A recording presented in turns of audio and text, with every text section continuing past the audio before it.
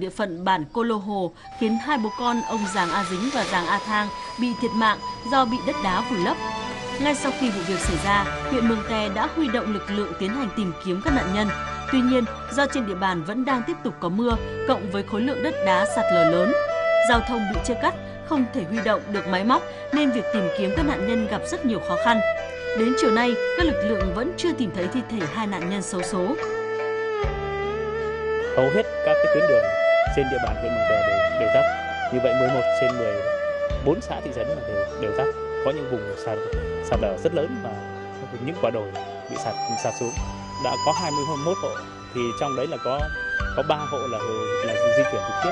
Thế còn lại là các hộ phải di chuyển vào nhà người quen, vào các cái công trình công cộng để ở tạm.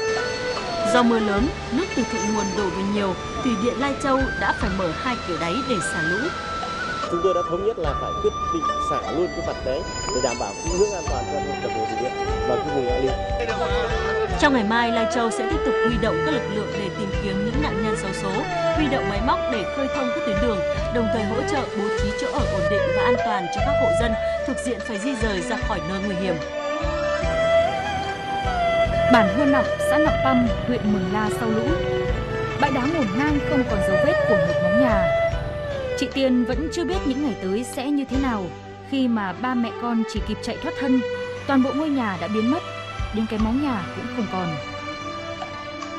Thế mọi nhà xóm ở xung quanh chạy vào phá cửa cứu được ba mẹ con, tài sản nhà cửa, trâu bò vịt lợn trôi hết, không có cái gì cả, quần áo mà cũng không có, gì trôi hết.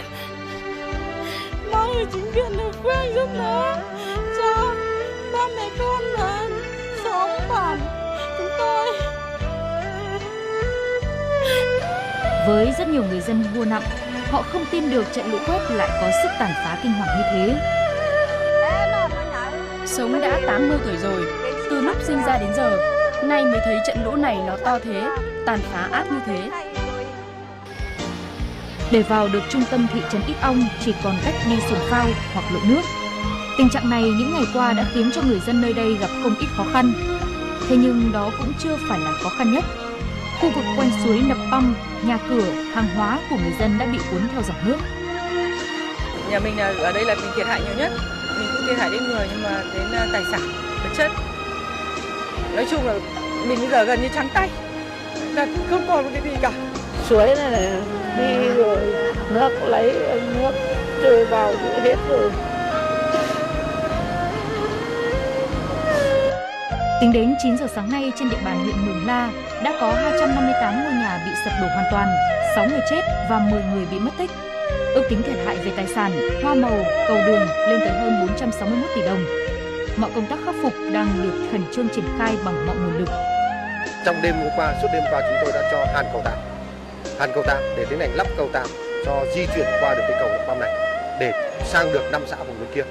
Và cầu tạm này để chúng tôi vận chuyển toàn bộ nhu yếu phẩm để sang giúp đỡ cho bà con cái vùng lũ lụt như bản Mường Hốc, Việm, vùng Hua Nà, Hua Nọng là những bản mà cái lượng nước đá lũ quét rất là lớn và đã trôi mất, sang mất 97 căn nhà.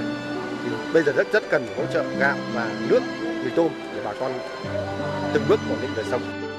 Cũng theo đại diện huyện Mường La, công tác khắc phục hậu quả cũng gặp khá nhiều khó khăn do cầu cống, đường giao thông bị hư hỏng nặng. Cũng chính do yếu tố này nên việc thống kê thiệt hại cũng chưa được chính xác vì còn nhiều điểm chưa thể tiếp cận. Trong những ngày tới, huyện sẽ cùng các cơ quan ban ngành liên quan tiếp tục thực hiện các giải pháp khắc phục về nông nghiệp, y tế và giao thông để đảm bảo sớm nhất cho người dân khắc phục hậu quả.